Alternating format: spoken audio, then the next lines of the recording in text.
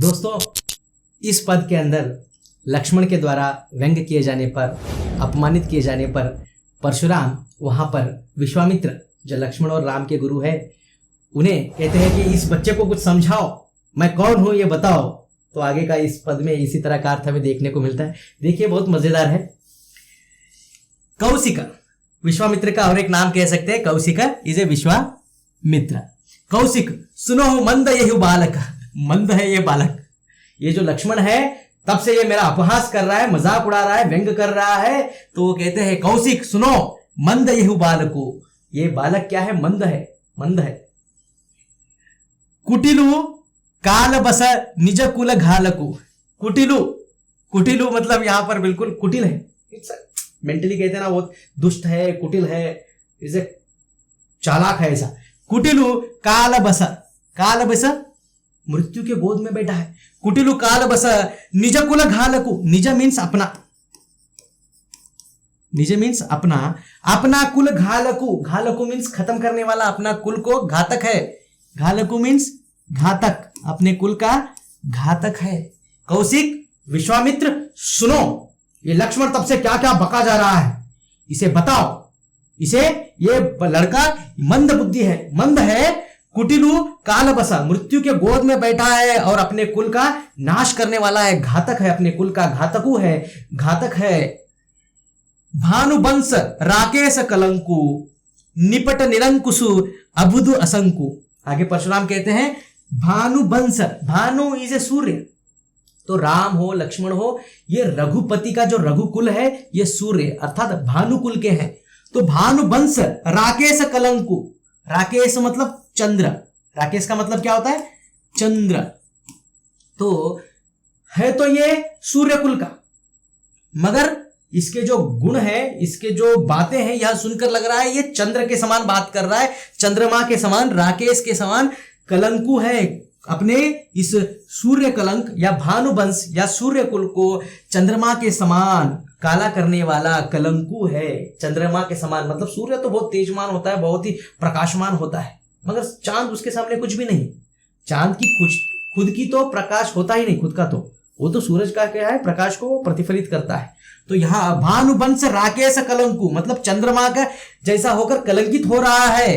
निपट निरंकुश अबुधु असंकु, निपट मतलब बिल्कुल, निपट मतलब क्या है? बिल्कुल, निरंकुश है, इसके ऊपर क्या है? अंकुश लगाना नहीं हो सकता। अबधु मूर्ख है, अबधु मतलब मूर्ख। निपट निरंकुश अबधु असंकु, इसके ऊपर कंट्रोल करना मुश्किल है, ये अपने मुंह से जो आए वो बकते जा रहा है। तो इस तरह, तो विश्वामित्र देखो इसे संभालो, इस तरह कहकर यहाँ पर परशुराम क्या कह रहे हैं? विश्वामित्र को चेतावनी देते हुए लक्ष्मण को संभालो, उसको बोलो, बोलकर निपट, निपट मतलब क्या है? ये बिल्कुल निरंकुशु है, बेकार है, इसके ऊपर कंट्रोल करना मुश्किल है। अबधु मूर्ख है, इसके ऊपर असंकु, इसे हाथी को चलाने के लिए क्या है? शंकु यूज करते थे, असंकु। तो यहाँ पर इसको, हाथी को जिस तरह कंट्रोल करने का शंकु होता है वैसे इसको कंट्रोल करने का शंकु नहीं है, असंकु। यह बिल्कुल निरंकुश है, मतलब ये बिल्कुल अपने मुंह को ऐसो बोलते जा रहा है। इस तरह परशुराम कहते हैं काल कवलु होई छन माही, कहो पुकारी खोरी मोहि नाही। आगे परशुराम कहते हैं काल कवलु, काल मतलब मृत्यु, कवलु मतलब भोजन, मृत्यु का भोजन हो जाएगा। होई ही क्षणमाही, क्षण इसे क्षण, सेकेंड में ही मृत्यु का भोजन हो जाएगा, अर्थात मर जाएगा अगर से मैं इसे मार दूंगा तो। काल कवल होई क्षणमाही, तो काल का, मृत्यु का भोजन हो जाएगा, क्षण में ही मर जाएगा। कहो पुकारी खोरी मोहि नाही, बाद में तुम मेरा, देखो कहो पुकारी, खोरी, खोरी मतलब मेरा दोष नहीं है, खोरी खोटा बोलते हैं ना, दोष मेरा नहीं है। तो कहो पुकारी खोरी मोहि नाही, बाद में पुकार पुकार कर मत कहो कि लक्ष्मण को परशुराम ने मारा, लक्ष्मण को परशुराम ने मारा, बाद में मुझे मत दोष दो। खोरी मीन्स दोष, यहां देखिए, खोरी मीन्स दोष, मोहि नाही, मेरा दोष नहीं होगा, बाद में एक ही क्षण में इसे मार दूंगा, इसे बताओ, बोलकर इस तरह कह रहे हैं परशुराम। तो लक्ष्मण ये सब सुन रहे हैं, वहीं पर भी विश्वामित्र है, राम है, सब है। लक्ष्मण को जैसे ही ये सुनाई दिया कि इसे बताओ बोलकर विश्वामित्र को ये सब ये डायलॉग बोल रहे हैं परशुराम, वह सुनते ही देखो आगे कहते हैं, आगे अभी थोड़ा वहां पर कंटिन्यू करते हैं परशुराम। तुम तुम हट कहूं जो चबहु उबारा, अगर से इसे तुम बचाना चाहते हो, उबारा इसे बचाना, तुम हट कहूं मतलब क्या है, रोकना, तुम इसे बचाना चाहते हो तो इसे रोको, तुम हट कहूं रोको, तुम इसे रोको, किसे रोको, लक्ष्मण को, चहूं उबारा, अगर से इसे उबारना चाहते हो, उबारना, डूबते हुए को उबारा कहते ना, उबारना इसे बचाना, तो तुम इसे रोको, नहीं तो इसे बचाना है तो इसे रोको, कहीं प्रताप बलु रोष हमारा, कहो मेरा प्रताप क्या है। यहां पर परशुराम कहते हैं विश्वामित्र को, इस लड़के को, इस लक्ष्मण को बताओ कि मेरा रोष मतलब मेरा क्रोध कैसा है, हमारा क्रोध, मेरा रोष, मेरा क्रोध कैसा है, मेरा प्रताप क्या है, इस लड़के को बताओ, इसे बचाना चाहते हो तो इसे रोको, हटकहूं मीन्स रोको, इसे बचाना, उबारा मीन्स बचाना, तो इसे बचाना चाहते हो तो इसे रोको और इसे बताओ मेरा प्रताप क्या है, मेरा रोष, मेरा क्रोध क्या है। इस तरह आप परशुराम कह रहे हैं। यह सुनते ही लक्ष्मण फिर से बोल पड़ते हैं। अब क्या बोलते हैं वो देखिए, लखन कहे मुनि सुजसु तुम्हारा, लखन एकदम से अब चालू करते हैं यहाँ पर कि लखन कहते हैं, लखन इसे लक्ष्मण कहे मुनि सुजसु तुम्हारा, तुम ही अछत को भर नहीं पा रहा, कहते हैं देखो, कहे मुनि सुजसु मीन्स स्वभाव, हे परशुराम, आगे लक्ष्मण कहते हैं हे परशुराम तुम्हारा स्वभाव हमें पता है, सुजसु इजे स्वभाव तुम्हारा, लखन कहते हैं परशुराम तुम्हारा सुजसु मीन्स तुम्हारा जो स्वभाव है मुझे पता चल गया, हमें पता चल गया है यहाँ पर, तुम ही अछत को भर नहीं पा रहा, तुम ही अछत को बरने इज वर्णन, देखिए वर्ड्स कैसे जम रहे हैं, वर्णन, तुम ही अच्छा वर्णन कर सकते हो, अच्छत को वर्णन पारा, तुम ये जो वर्णन करना है तुम्हारे रोष का, क्रोध का, तुम्हारे प्रताप का, तुम बहुत अच्छे से वर्णन करते हो। हमने पहले पद में, दूसरे पद में, तीसरे पद में देखा है ना, परशुराम अपना खुद का वर्णन कर रहे हैं कि मैंने क्या है सहस्त्रबाहुओं को मारा है, मैंने यहाँ पर क्या है क्षत्रिय लोगों को मारकर उनके भूमि को ही राजा रहित करके उन्हें क्या है ब्राह्मणों में बांटा है, मैं ये किया, मैंने वो किया, ऐसा सब बता रहे हैं। कौन? यहाँ पर परशुराम।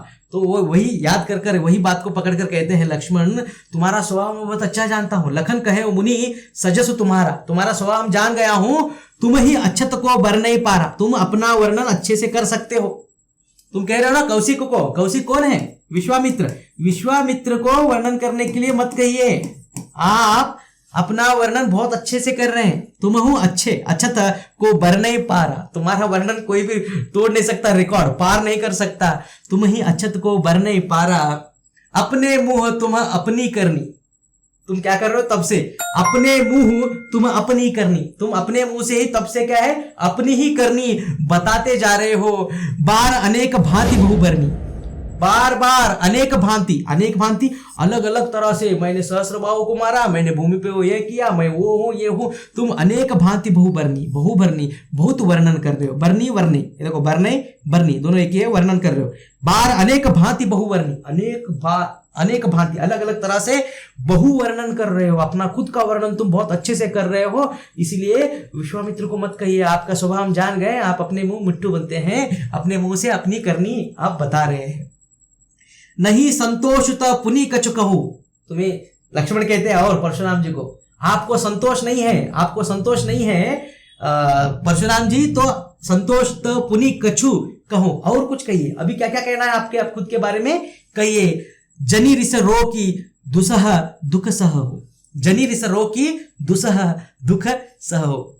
अगर से आप क्रोध में यह सब कहे बगैर रुक जाओगे, जनी रिस क्रोध में रुक कर नहीं कहोगे तो दुस्सह मतलब बर्दाश्त के बाहर, दुस्सह असह्य कहते ना, असह्य। तो जनी रिस क्रोध को रोक कर अगर से आप दुस्सह असह्य मतलब बर्दाश्त के बाहर दुख को सहना पड़ेगा। आप अपनी जो बड़ाई करना चाहते हो बाहर निकाल दो, जो अपने बारे में कहना चाहते हो कह दो। अगर से नहीं कह पाओगे तो अंदर ही वह क्या असह्य दुख होकर अंदर ही रह जाएगा, सहन नहीं कर पाओगे, सहन नहीं कर पाओगे। जो भी अंदर अपने बारे में बताना है बता दो, कहकर लक्ष्मण परशुराम जी को कह रहे हैं। और आगे कहते हैं, देखो लक्ष्मण, वीरव्रति तुम धीर अछोभा, कहते हैं वीरव्रति मतलब वीरवान हो, वीर हो, वीर तुम धीर अछोभा, धीरज वीर रखने वाले, वीर हो तुम, धीर हो, अछोभा क्रोध रहित हो, तुम्हें बिल्कुल क्रोध नहीं है। व्यंग कर रहे हैं यहाँ पर लक्ष्मण, किसका? परशुराम का। वो कहते तुम अछोभा हो, मतलब तुम्हें क्रोध ही नहीं आता। रियल में हम पहले से देख रहे हैं यहाँ पर परशुराम को बार बार क्रोध आ रहा है, तो यहाँ उल्टा कह रहे हैं यहाँ पर लक्ष्मण, व्यंग कर रहे हैं।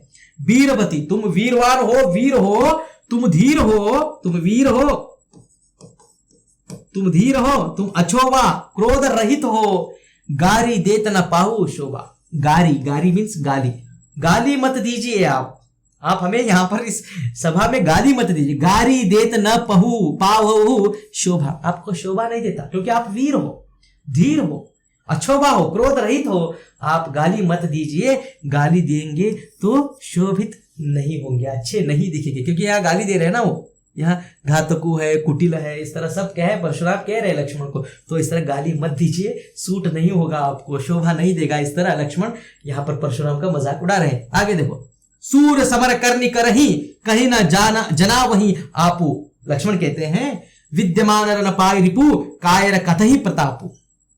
लक्ष्मण कहते हैं सूर मीन्स योद्धा, समर करनी करही, समर मीन्स युद्ध भूमि, योद्धा, सूर मीन्स क्या है? योद्धा क्या करते हैं?